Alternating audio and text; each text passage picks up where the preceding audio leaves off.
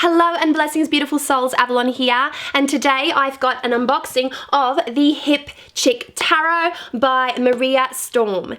This deck was originally sent to me while I was still up in Queensland. I packed it, and then of course I didn't end up unpacking all of my boxes until very recently, and unfortunately at the same time I've had pneumonia, and with the loss of my uncle I wasn't able to get to my unboxings. So I have contacted everyone who was kind enough to send me unboxings just to let them know that I hadn't forgotten about them, and I wanted to start from the beginning, and this is definitely one from the beginning. And so already I can tell that the look and feel of the box itself is funky. It looks really fun, and so I'm curious to see what kind of a vibe the deck itself has and what sort of tone and feel and just, you know, the yummy stuff. Now, keeping in mind this is an unboxing and a first impressions, it is not a review. And I must say, if you caught beautiful Katie Flowers' recent video, or she titled it Rant, I think it was, which wasn't a rant, it was just a beautifully put little perspectives on things. She basically said what I feel all the time, and that is an unboxing and first impressions are not reviews. So it is impossible to review a deck unless you've had time with that deck and you've had time to play with it and see its quirks and feel its quirks and feel its magic at work. And so this is an unboxing and a first impressions of the Hip Chick Tarot by Maria Storm. So let's get in there. First of all, this is a very good box. If you own, say, the Illuminati Tarot, or say any of Barbara Moore's sort of Book of Shadows, Silver Witchcraft, that kind of stuff, it's that book style box. And it's got the beautiful little ribbon here, meaning that it's not going to fall back too far. And it's got Maria Storm. This is a picture of Maria. Such a saucy minx. Look at her. Gorgeous. And so let's have a look, first and foremost, at the guidebook. The guidebook is this one. And it is, oh, it's lovely illustrated. Lovely. That's not a word. It's beautifully illustrated. We have quirky font, which I really like. Kind of 80s spacey kind of bubble font there. A bit, not totally bubble. But we've got, this is by Red Feather too, by the way, in case anyone wanted to know who published it. We have a table of contents, which is really fun. The layout is very journal-like. And we have a table of contents there, and a message from Maria. So we've got an intro from the author itself. Moving on, we have spreads. We have a few spreads here. Lots and lots of spreads, actually. And then we start with the Major Arcana. Now, the Major Arcana is still titled Fool. The Magician is titled Creator, which is not too far from the Magician. He does have that creative manifestation spark to it. So I don't mind when creators of a deck change the names of the deck, or the Major Arcana for instance, but still keep it something that is quite relevant to the card itself. I've seen some really far out changes, and I've seen some really good relevant changes. It's not hard to, you know, to connect with it, and I just love it. I love it. Ooh.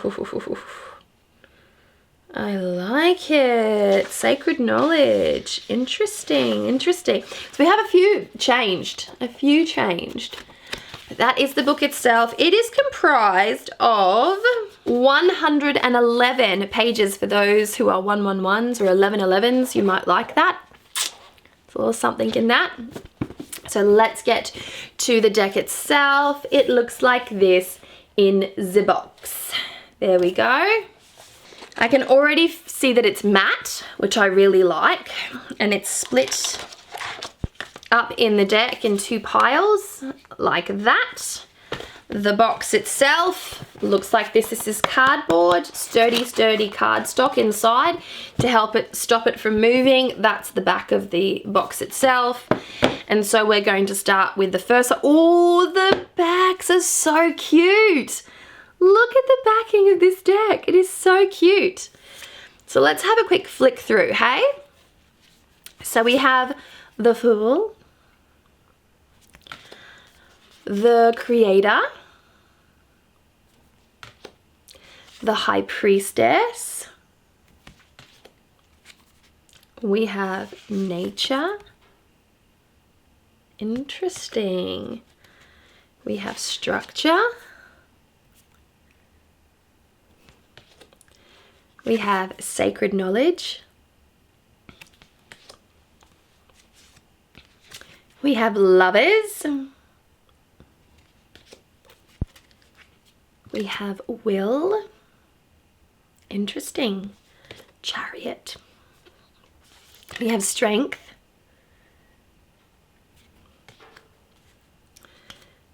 we have the Hermit,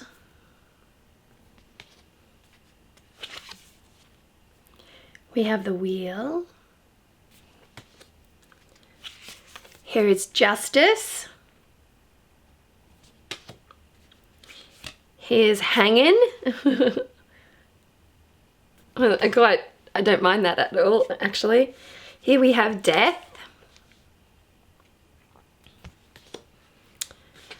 Flow,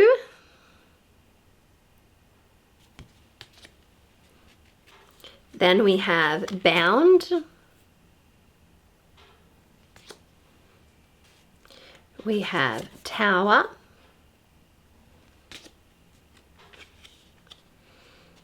we have the Star, the Moon. It's a funky moon, hey?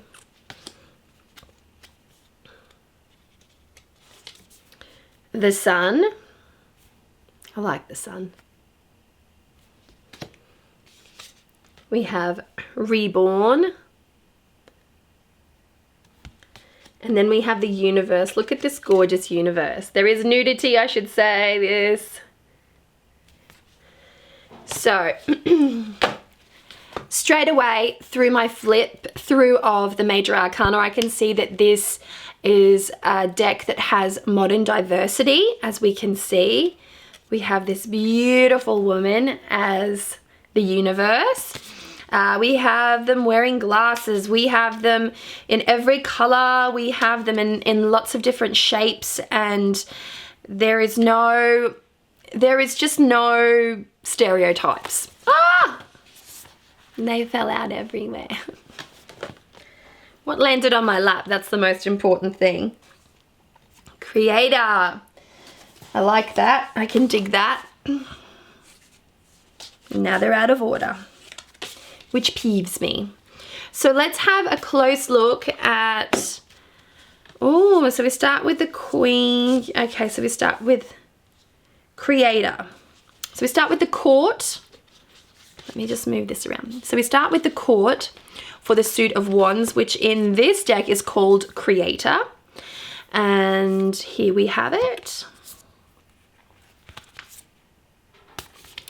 So represented by rainbows, really trippy, high vibe, lots of color, bold reds, the bold use of reds. We do have a very prominent border too. For those who don't like borders, it's a very prominent border. But we have the suit of Wands is extremely striking in this red. Yeah, beautiful. Just give you a little look and taste and feel. So it's fun, it's quirky. Oh, hang on. I had some of the suit of Cups, which is called Feel, the Queen of Feel. So the suit of Cups was thrown in there for good measure. There we have it. Nice prominent blue. I'm moving on to the next stack. Child of Feel. And then we have the Ace. So this is really cute. I think this is really cute. So we have the Ace. There's a nice little flick through there. Then we get to the Queen of Think. So we're here with swords. And we've got Think and prominent yellow. So we've got nice elemental colors to go with this. Teen of Think and then Child of Think. So Queen, Boss, Teen and Child. Very interesting court names. We have the light bulb, which I think is pretty quirky for the Ace of Swords. And then we have the 2. I've got to see how they do the 3. 3 of Think, okay. The 3 of Think, the symbolism of the broken heart is actually tattooed on the arm there. It's there and it's interesting, but I don't love this 3.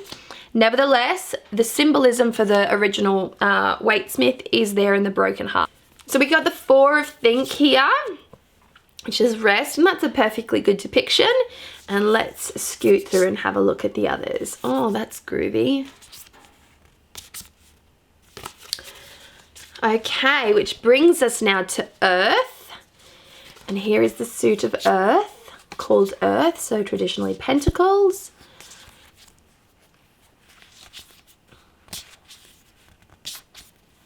And there we have it.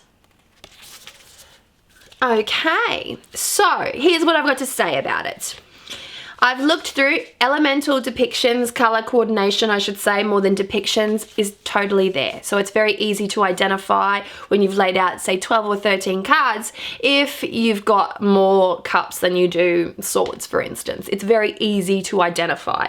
The cards are not numbered, but they are lettered. So you will get 3 of Earth, but you won't get your number 3 there, which can bother people, depending, but, you know, it's not immediately discerning, but it is at the same time. It really depends on where your eyes land when you are in a reading space.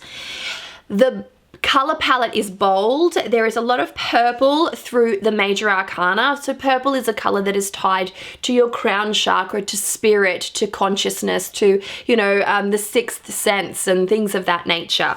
So you do have that bold purple statement throughout the majors, and then you have your elemental colors throughout your minors. The actual look and feel of the deck itself is sturdy. So it's a sturdy deck. It has good cardstock, probably about 350 GSM, I'd say, cardstock, but it's matte finish. It feels good. It feels good. The dimensions of the deck itself are quite good. They're not your standard long skinny. They're kind of a little bit more square. They're rounded around the edges, which means they don't fail too much. Rounded edges are quite good for not peeling, bending, and failing, essentially. The actual images are pretty simple. They're sweet. It reminds me a bit of, oh, what is it called? The 9 Lives Tarot by Annette Abelins. Yes, it reminds me a little bit of that sort of clean comic style, cartoon-esque type of artwork. There is probably a proper name for that artwork, but I know not of that name. And so very clean, illustrative, you know, it's very playful. It's very playful. Would I let my 8-year-old daughter play with this deck? Absolutely. I think it's a friendly deck. It's a deck that softens the arcana and creates something else with it. So I do think that this would be a deck that would be great for teenagers, for children wanting to learn the tarot. And when I say children, I work tarot with my oldest daughter, who is going to be 8. So she is a child, and I'll probably play with this deck in correlation with my 3-year-old daughter or my 5-year-old son, for instance, because it is a softer depiction of the arcana. The colors are bold and bright. They would draw in that creative eye, and it's just a fun and super playful deck. Now for me, there are a few things lacking in this deck that would make this an outstanding reading deck for myself. Can I read with this deck? Absolutely, I can, but it's a little bit too soft for me personally. This is not to say that it's a bad deck, but for those who don't have that same type of, you know, bone thirst or, you know, thirst for the macabre or the occult, as I do, you would probably love this deck. And I know that there are plenty of people who like to keep their tarot decks very light. They like to keep them very placid, very non-confronting. Images in tarot can be quite heavy triggers for people, and so you've got to stick to what makes you feel comfortable and also what you are capable of working with. You don't want to work with a deck that's going to cause you any kind of extreme discomfort. A little discomfort is good, but extreme discomfort is non-productive in my opinion. So if you are the type of person that is easily triggered by images that I find to be totally alluring and macabre, then this is a deck that is totally for you. If you are wanting to work with a deck alongside, say, a child or your teenager, this is a deck for you. If you are wanting to just change it up a little bit and bring a fresher color palette and a little bit of whimsy, a bit of lightheartedness, then this deck is for you. It's pretty, it's sweet, it's got that hip chick kind of vibe, and the artist and the creator of the deck did a really good job on just making this a super fun deck. And you know, there will be those that will be able to read with this deck and it'll be their favorites, and there will be those that might struggle a little bit with the imagery or the changes of names for the arcana, and that's understandable. That can happen across any deck though, because when you are accustomed to a particular structure within the tarot, then changing names of the arcana to things that don't necessarily make sense to you personally can be a tricky thing to navigate. But I think you're going to be all right with this one, and all in all, I think this is a really sweet, beautiful little deck. I'm going to love to show this one to my eldest daughter. I think she's really, really gonna love it. I like the diversity in it. I like the sweet imagery. I like how it's got just a really wild, out there, colorful palette to it, and it's very bold and it's very striking and it's just super quirky. So with all that said and done, I sincerely hope that you have enjoyed this unboxing of the Hip Chick Tarot by Maria Storm. I will leave all the details in the description box down below if you want to get your hands on this, or if you want to gift it to somebody, and that's something super sweet. So if your children are really into you know, tarot, teenagers and children really into tarot, or you have that special friend that likes her things to be really quirky, then you know, it might make a really, really beautiful gift for a friend or for a teenager or for a child or for anyone who just likes this type of artwork and loves tarot particularly. So with all of that said and done, I'm wishing you guys so much love, luck, peace and joy. I sincerely hope you've enjoyed this. Give it a thumbs up if you have, and if you haven't already, please subscribe to my channel for many more exciting, lovely unboxings of people who create really cool looking tarot decks. Yay!